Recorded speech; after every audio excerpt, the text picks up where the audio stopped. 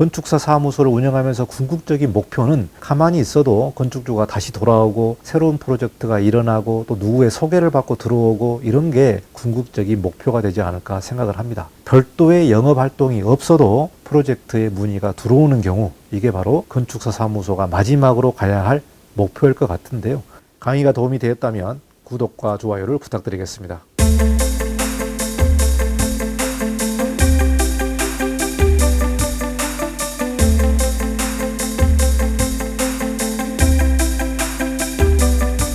네, 안녕하십니까. 이관용 건축사입니다. 2020년부터 코로나 전국으로 상당히 좀 어수선한 그런 시국인데요.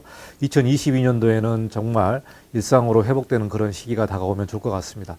또 건축사 사무소를 창업 준비하시는 분들은 이 영상이 조금이나 도움이 되면 좋을 것 같고요.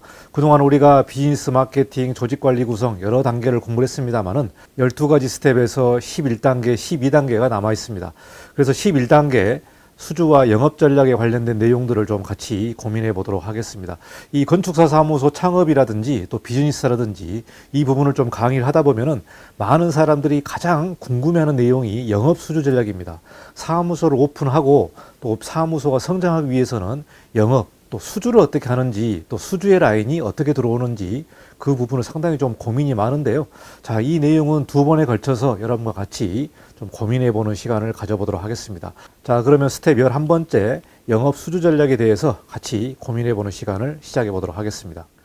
소규모 건축사 사무소 창업 12스텝의 11번째입니다. 영업 수주 전략에 관련된 내용들을 같이 고민해 보도록 하겠습니다.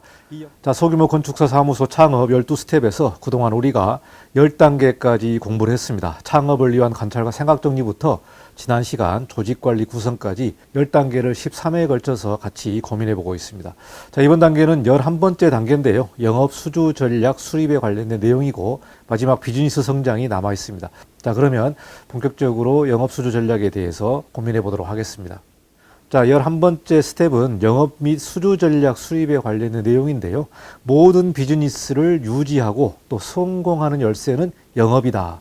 우리가 사업을 하다 보면은 가장 많이 듣는 말이 사업의 가장 꽃은 영업이라고 합니다. 영업.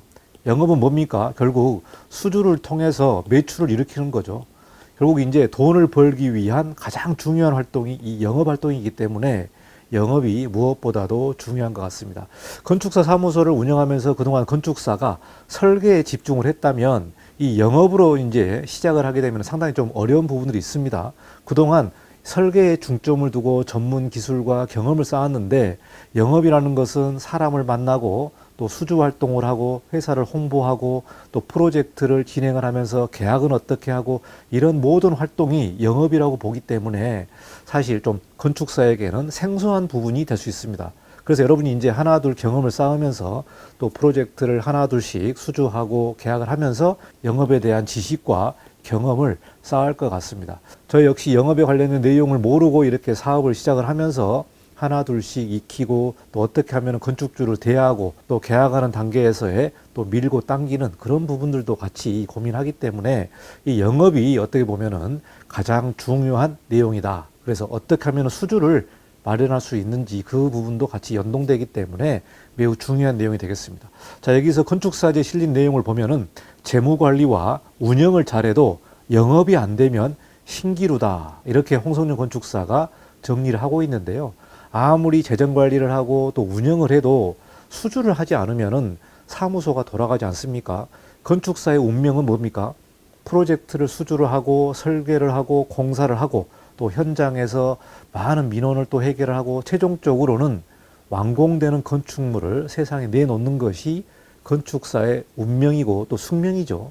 그러려면 영업을 해서 수주를 해야 되는 부분이 가장 중요한 것 같습니다. 자, 그리고 제 생각은 소규모 건축사 사무소의 건축사는 멀티플레이어가 돼야 된다. 그리고 설계부터 영업, 경영, 관리 이 내용을 건축사가 모두 통합적으로 관리를 할 수밖에 없는 것이 소규모 건축사 사무소의 운명이죠. 이렇게 중규모 건축사 사무소 또 대규모 건축사 사무소는 조직을 이렇게 나누어서 영업을 전문적으로 하는 직원을 두고 본격적으로 영업을 활동하는 부분들이 상당히 많습니다. 뭐 시공자도 만나고 디벨로퍼도 만나고 또 관공사도 만나고 두루두루 영업 활동을 하는데 소규모 건축사 사무소는 그렇지 못하죠. 뭐 소규모 건축사 사무소는 최소한 5인 이하 정도가 소규모 건축사 사무라고 얘기했을 때 건축사 같은 경우는 이 모든 것을 다 관리를 해야 되지 뭐 누구를 별도로 영업직을 둘 수는 없는 상황입니다. 그래서 설계부터 영업, 경영 관리 모든 부분을 건축사가 다 해야 되기 때문에 말 그대로 멀티 플레이어가 돼야지 모든 것을 운영할 수 있다. 때로는 보면은 설계에 너무 집중을 하고 이런 부분들을 등한시하는 경우들이 있습니다. 디자인과 설계와 작품에 대해서 고민을 많이 하지만 실제로 영업, 경영, 관리 이 부분을 좀 등한시하게 되면은 회사의 재정이 좀 악화되는 거죠. 이렇다 보면 운영적으로 힘들고 직원이 나가게 되고 프로젝트가 안 돌아가게 되고 총합적으로 위기가 봉착하기 때문에 결국은 건축사가 이 업무를 한쪽을 영업과 경영 관리 쪽으로 좀 신경을 많이 쓰고 또 설계도 동시적으로 나가야 되는 그런 사정에 있는 것이 소규모 건축사 사무소의 건축사다. 그러니까 여러분이 창업을 할 때에 소규모 건축사 사무소의 그 스타일, 업무의 내용과 또 건축주를 만나는 것 이런 부분들을 미리 알고 대비를 하고 오픈을 해야 되겠습니다. 만약 여러분이 대규모 건축사 사무소에서 일을 하고 조직적으로 잘 관리되는 그런 회사에서 일을 했을 때 소규모 건축사 사무소를 여러분이 창업했다면 전혀 다른 필드다. 전혀 다른 필드이기 때문에 새로운 분야 또 새로운 업역에서 일을 한다고 생각하시면 되고요. 미리 마음가짐을 잘 가지셔야 된다. 그래서 이 영상을 통해서도 여러분이 소규모 건축사 사무소의 현실과 이런 내용들을 좀 살펴보시면 좋을 것 같습니다. 자, 그러면은 건축사 사무소가 운영이 어렵고 경영이 어렵고 왜 어려운지 그 내용을 좀 잠깐 여러분에게 좀 소개해 보도록 하겠습니다. 자, 이 내용은 건축사 사무소 인력 수급에 관한 연구 건축연구원에서 2017년도 보고서가 나와 있는데요. 이 내용을 보시면은 건축사 사무소 경영이 악화되는 주요 원인을 조사한 내용이 있습니다. 자, 여러 가지 원인이 있는데요. 가장 큰 원인이 뭐냐면 수주 경쟁이 심화되고 덤핑 수주를 하는 부분이 무려 63%가 차지하고 있습니다. 그러니까 건축사 사무소의 경영이 악화되는 주요 원인의 가장 큰 원인이 수주 경쟁이 심화되고 있다. 그리고 덤핑 수주를 하고 있기 때문에 설계비하고도 문제가 될 수 있죠.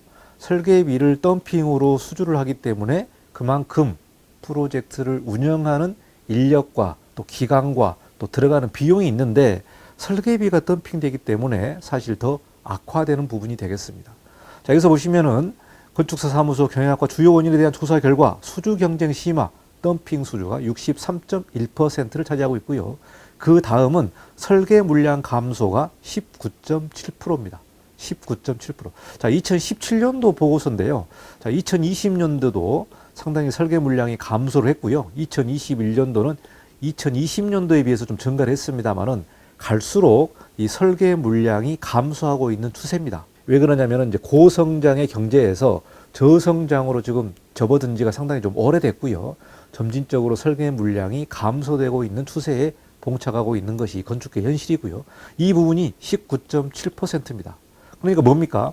건축사 사무소는 계속해서 개업을 해서 많이 늘어나고 있는데 설계 물량은 줄어들고 있다.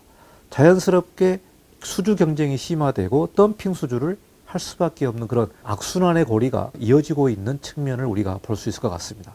자, 그리고 계획 설계비 미수령. 우리가 뭐 가설계라든지 계획 설계라든지 이렇게 얘기를 하는데요.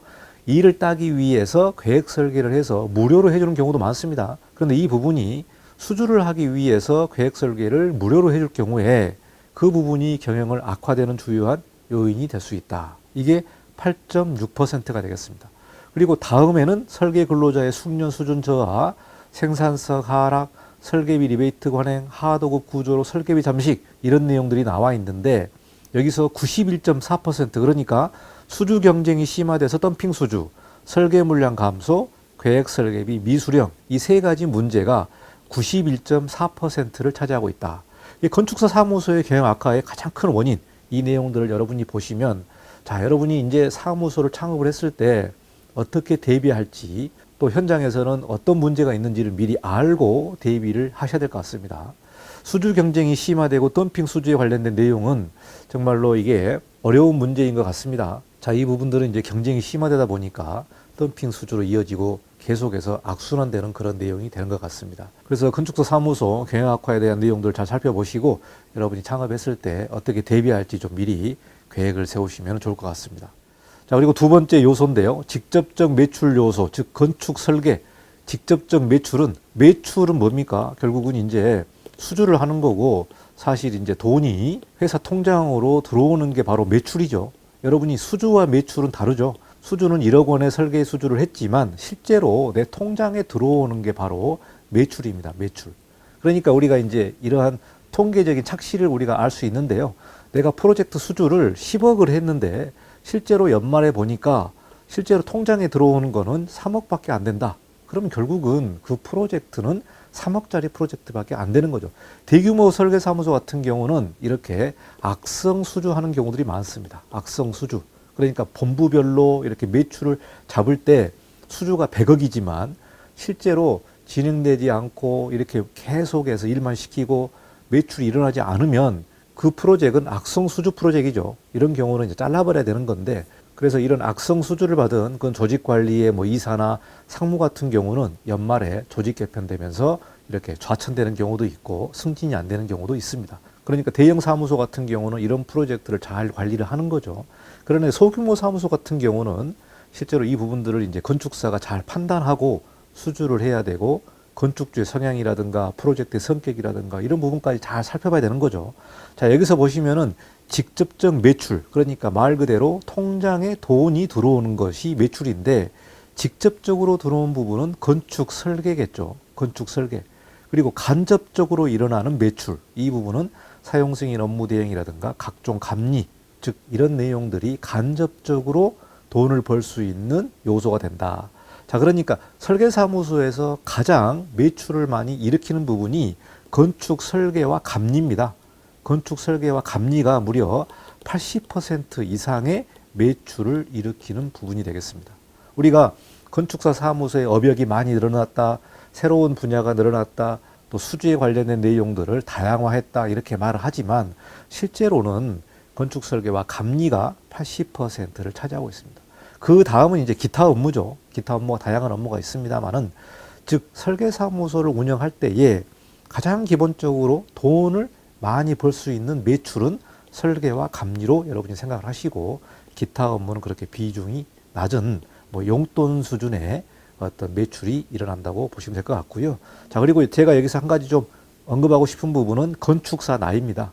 자, 건축 설계와 감리 또 다양한 업무 그 다음에는 소규모 건축사 사무소의 이 건축사의 나이에 따라서 이런 영업이라든가 수주가 달라질 수가 있다. 아무래도 한국 사회는 나이로 구분되는 그런 사회이기 때문에 사실 건축 설계를 수주할 때에 나이가 너무 많은 경우에는 그 수주가 떨어지는 게 일반적으로 우리가 알 수 있는 내용이 될 것 같습니다. 아무래도 이제 건축사 나이가 60까지는 어느 정도 좀 괜찮을 것 같습니다만은 70이 넘어가게 되면은 이 새로운 신규 설계는 좀 어렵지 않나 그런 생각을 하고요. 아무래도 건축사 나이와 또 수주에 관련된 영업 또 어떻게 매출이 일어나는지 이 부분이 좀 관계가 있지 않을까 생각을 합니다. 자, 그러면은 우리가 매출이 일어나는 요소를 좀 더 한번 디테일하게 좀 살펴보도록 하겠습니다. 제가 이 영상을 준비를 하면서 건축사가 돈을 벌 수 있는 것, 즉 매출이 어디에서 일어나는지 한번 좀 고민을 해봤습니다. 자, 여기서 가장 많이 매출이 일어나는 부분이 바로 건축 설계입니다. 건축 설계. 자, 건축 설계도 다양한 부분이 있겠죠. 신축, 대수선, 리모델링, 용도 변경 이렇게 다양한 설계 진행이 나올 수 있는데요. 여러분이 이제 이 부분도 어디까지 업무를 처리할지 고민을 좀 해야 되는 부분이 되겠습니다. 최근에는 이 대수선과 리모델링, 용도 변경 이런 업무들이 많이 증가를 하고 있습니다. 아무래도 좀 경기가 안 좋고 또 신축 공사비가 많이 들어가기 때문에 리모델링이나 용도 변경으로 가는 부분이 있기 때문에 이 부분도 좀 살펴보시면 좋을 것 같습니다. 자, 두 번째는 건축 감리죠.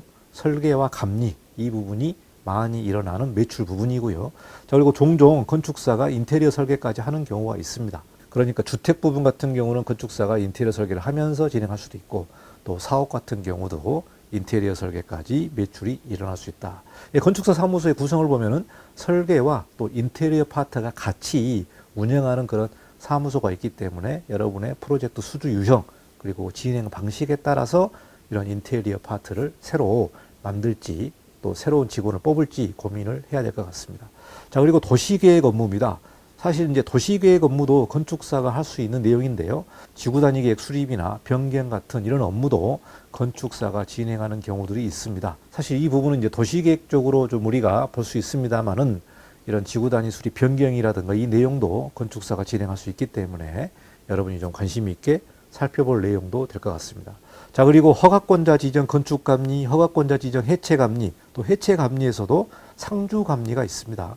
자, 그래서 이 부분은 허가권자 지정 건축감리 같은 경우는 매년 이 감리자를 모집을 하게 됩니다. 모집을 하고 감리자 명단에 올라가게 되면은 순서대로 이런 프로젝트의 건축감리나 해체감리가 지정되기 때문에 여러분이 별도로 영업행위를 하지 않아도 이렇게 업무가 들어올 수 있기 때문에 여러분이 처음에 오픈하실 때는 이렇게 허가권자 감리 업무도 여러분이 한번 관심을 가져보는 것도 중요할 것 같습니다. 자, 그리고 업무 대행이죠. 업무 대행은 이제 사용 승인을 검사하는 업무 대행, 즉 우리가 이제 현장에서는 특검이라고 얘기하는데 업무 대행도 건축사가 매출을 하는 부분이기 때문에 뭐 큰 비용은 아니고 소소한 용돈의 수준으로 나올 수 있을 것 같습니다.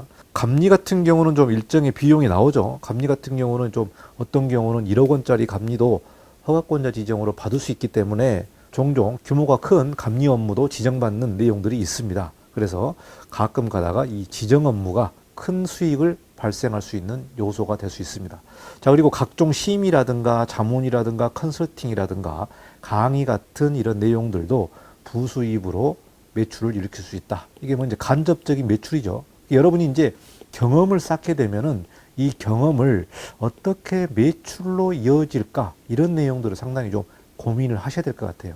여러분이 처음에 사무실 오픈하고 계속해서 프로젝트를 쌓고 실적을 쌓고 경험을 쌓잖아요. 그러다 보면은 여러분이 한 5년이나 10년 정도의 경험을 쌓다 보면은 상당한 전문적인 지식과 경험을 갖추고 있다. 이 부분을 어떻게 매출로 일으킬까? 이런 내용들도 좀 고민을 해보시는 게 좋을 것 같아요. 그러다 보면은 이제 출판이라든가 기고라든가 이런 유튜브라든가 또 동영상 제작이라든가 컨설팅, 강의 이런 것까지 매출을 일으킬 수 있기 때문에 전문적인 지식을 어떻게 하면은 매출로 만들 수 있을까? 이 내용도 여러분이 좀 잘 고민해 보시기 바라겠습니다. 지난 시간에 이어서 영업수주 전략 수립 두 번째 시간이 되겠습니다. 자, 건축사제 실린 내용을 계속해서 여러분에게 소개해 보도록 하겠습니다. 공공기관 또는 정부조직 설계 공모에 참여해라. 자, 여러분 건축사 사무소를 창업을 하면서 이 내용을 누구나 고민해 볼 것 같습니다. 즉 정부에서 발주하는 프로젝트는 1억 원 이상의 설계비 같은 경우는 무조건 공모를 해야 됩니다. 공모를 해야 된다. 현상 설계를 해야 되는 부분이죠. 그래서 여러분이 현상 설계를 해야 될지 아니면은 현상 설계를 안 하고 순수한 민간 설계를 해야 될지 고민이 많을 것 같습니다. 제가 이 내용을 가지고 영상을 만든 내용이 있습니다. 민간 설계로만 먹고 살 수는 없나? 꼭 현상 설계를 해야 되나? 이 영상을 여러분이 보시고 제가 이 영상에서 현상 설계와 민간 설계 부분을 한번 좀 고민을 했기 때문에 이 영상을 좀 잘 보시고 판단하시면 좋을 것 같습니다.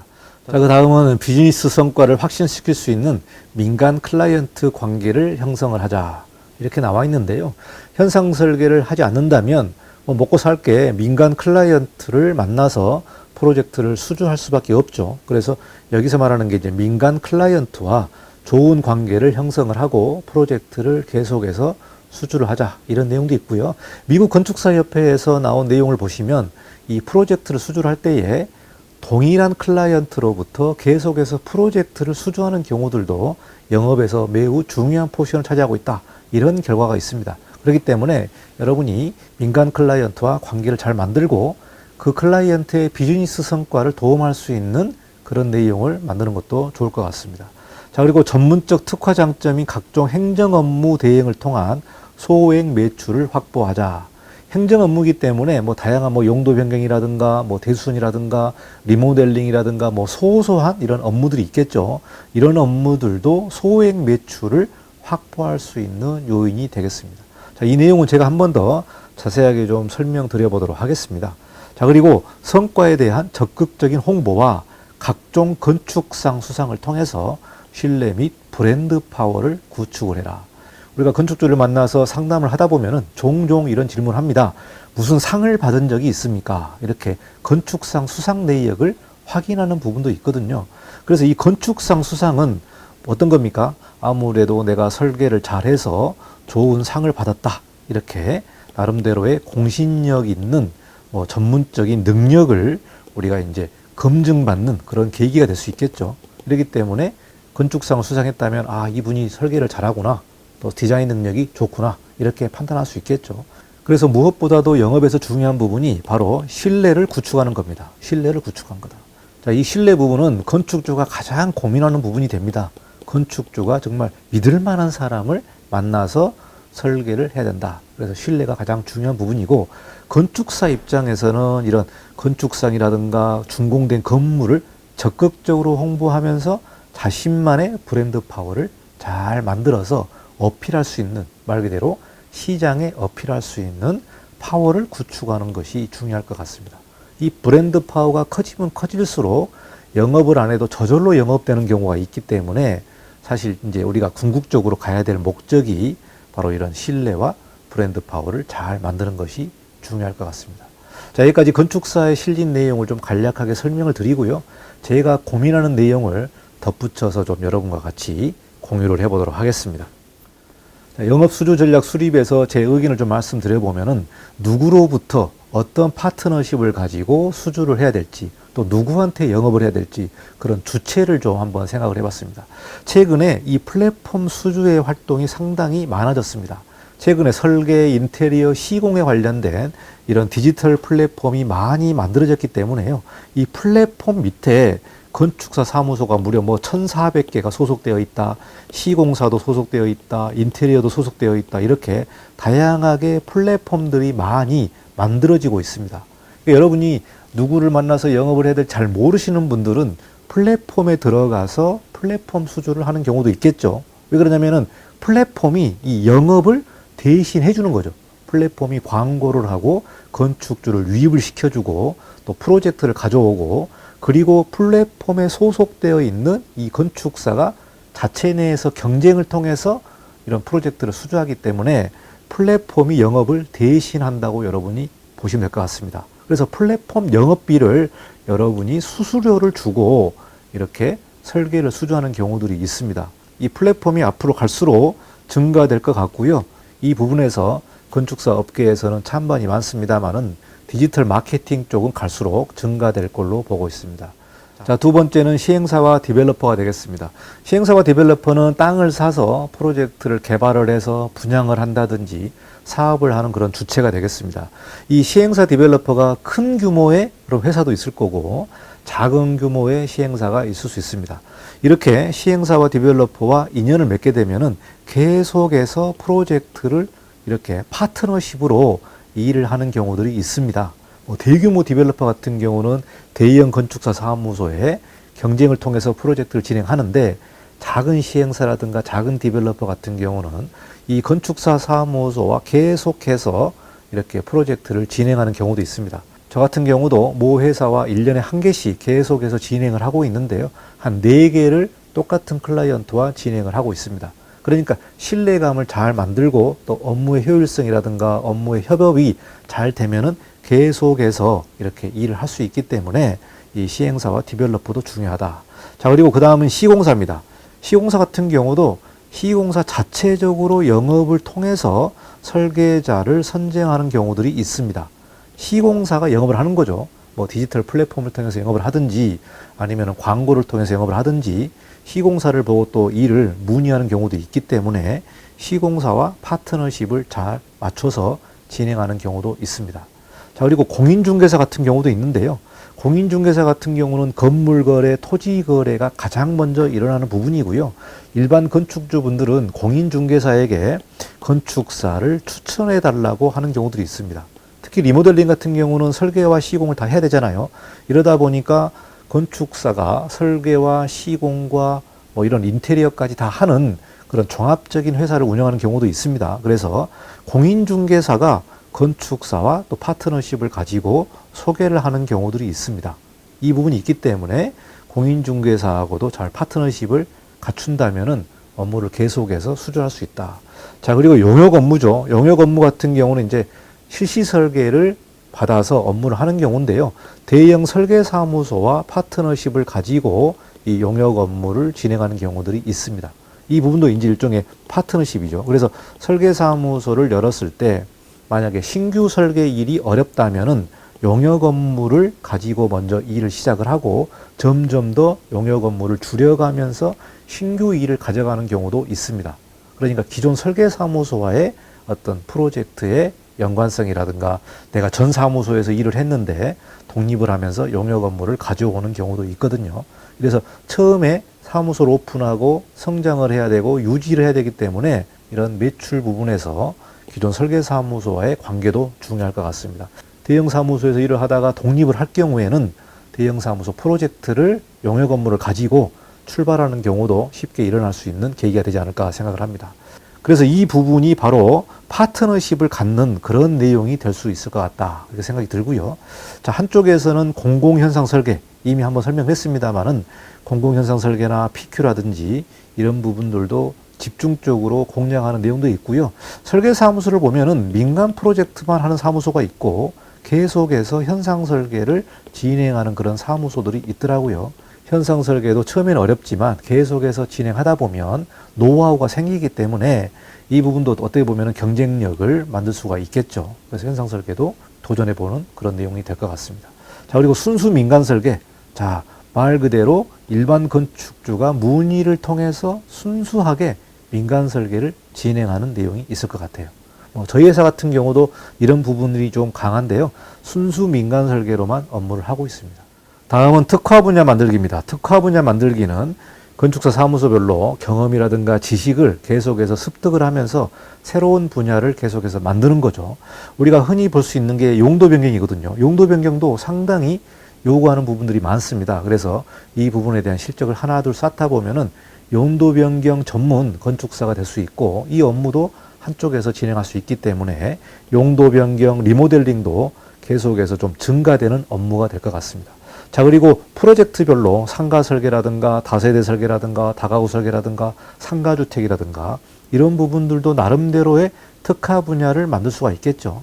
그래서 민간에서 많이 일어나는 그런 프로젝트의 유형을 수주하는 것도 좋을 것 같습니다. 자, 그리고 물류창고, 공장 이 부분은 좀 특수한 분야라고 볼 수 있는데 물류창고나 공장 같은 경우도 경험이 만약에 있다면은 새롭게 계속해서 특화 분야로 활성화할 수 있을 것 같습니다. 자, 그리고 꼬마 빌딩이죠. 최근에 이제 부동산 열풍으로 꼬마 빌딩 붐이 많은데요. 꼬마 빌딩도 규모도 작고 땅도 작지만 꼬마 빌딩도 나름대로의 가치가 있고 또 의미 있는 작업이기 때문에 이런 부분들도 나름대로의 자신의 회사의 특화 분야를 만드는 것도 좋을 것 같다. 이 생각이 듭니다. 건축사 사무소를 운영하면서 궁극적인 목표는 가만히 있어도 건축주가 다시 돌아오고 새로운 프로젝트가 일어나고 또 누구의 소개를 받고 들어오고 이런 게 궁극적인 목표가 되지 않을까 생각을 합니다. 별도의 영업 활동이 없어도 프로젝트의 문의가 들어오는 경우 이게 바로 건축사 사무소가 마지막으로 가야 할 목표일 것 같은데요. 이 부분은 여러분 자, 그리고 좀 몇 가지 팁을 좀 말씀드리면 여러분이 사무소를 열었을 때 1년 최소 매출액의 목표를 설정을 해라. 그러니까 만약에 1월 달에 1년의 최소 매출액의 목표를 설정을 하는데 먼저 직원이 2명이면은 직원 1명당 1억씩 그래서 최소 2억의 매출의 목표를 만들어라. 여기서 인건비가 41%고 외주비가 25%고 제가 지난 영상에도 말씀드렸잖아요. 그래서 66%가 차지하는데 결국은 이제 1인당 매출액이 1억 정도는 돼야만 사무소 운영비도 내고 봉급도 가져가고 일정의 또 소득도 가져갈 수 있기 때문에 1인당 1억 정도로 보시면 될 것 같아요. 아무리 적어도 7천에서 8천 정도. 그래서 지금 12월인데요. 내년에 최소 매출액의 목표를 설정을 해라. 그리고 두 번째는 연초에 수주를 많이 하려고 노력해야 됩니다. 특히 1월부터 3월까지는 수주에 대한 내용들이 상당히 많습니다. 저도 경험을 해보면 1년에 수주가 제일 많이 일어나는 달은 1월이라든지 3월까지가 많이 일어납니다.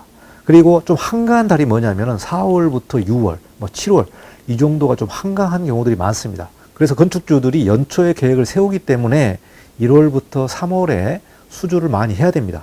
이때 수주를 많이 못하면은 그 해는 상당히 좀 어려운 시기가 발생할 수 있습니다.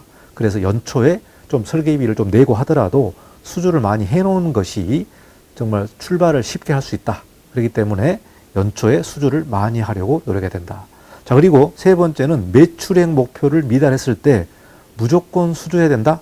이것도 한번 여러분이 고민해야 될 것 같습니다. 자, 2억의 매출을 잡았는데 3월, 4월까지 수주를 많이 못했다. 그러면은 남은 기간이 상당히 어려울 수 있습니다.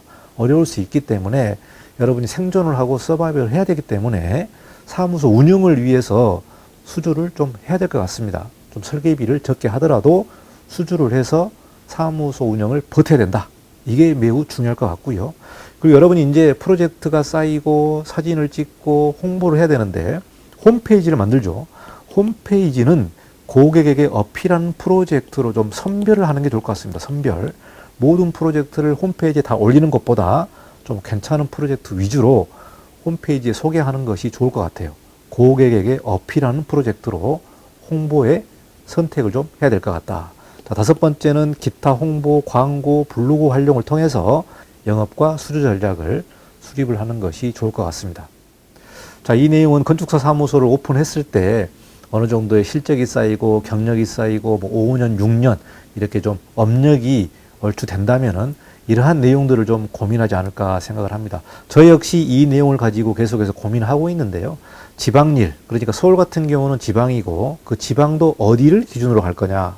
그리고 여러분이 지방에 있다면은 멀리 있는 지역의 프로젝트에 문의가 들어왔을 때 이거를 할 것인가 말 것인가. 이걸 왜 고민을 하죠?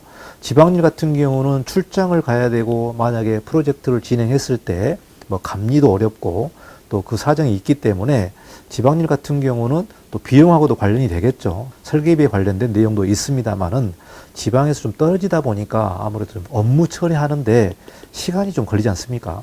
그래서 여러분이 사무소를 운영할 때에 프로젝트가 멀리 있는 경우에 이거를 내가 다 수행을 할 수 있을까? 그래서 업무에 효율적으로 내 사무소가 있는 지역의 일을 할 것인가 아니면은 지방 일을 할 것인가 이 고민도 여러분이 해야 될 것 같습니다. 자, 두 번째는 소규모 꼬마 빌딩이라든가 다세대 다가구 이런 프로젝트도 할 것인가 말 것인가.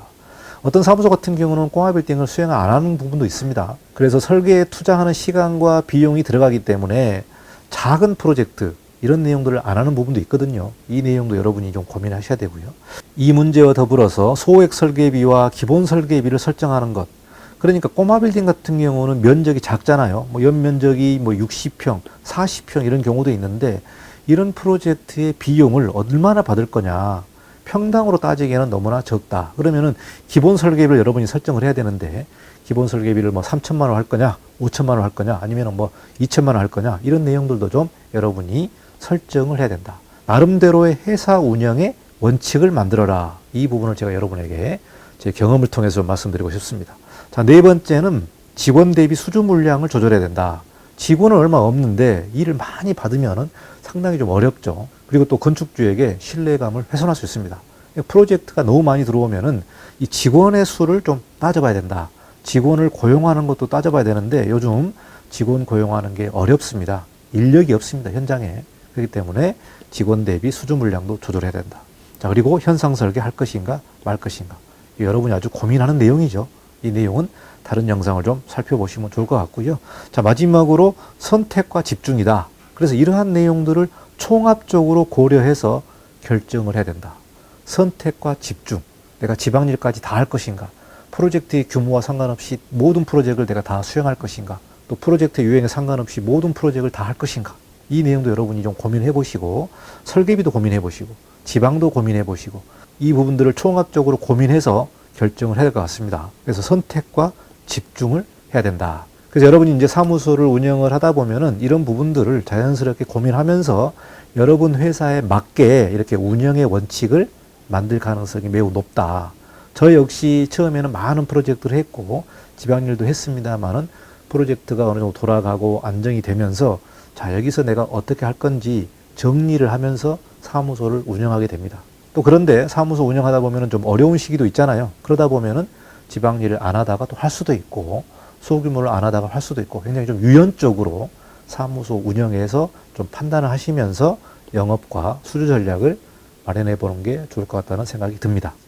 건축사 사무소를 운영을 하고 문 닫을 때까지는 항상 이 영업 수주 전략을 고민을 해야 됩니다.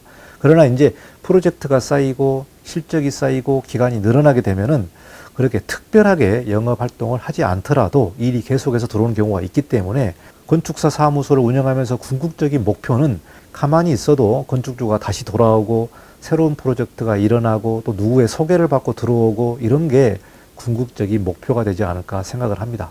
별도의 영업 활동이 없어도 프로젝트의 문의가 들어오는 경우, 이게 바로 건축사 사무소가 마지막으로 가야 할 목표일 것 같은데요.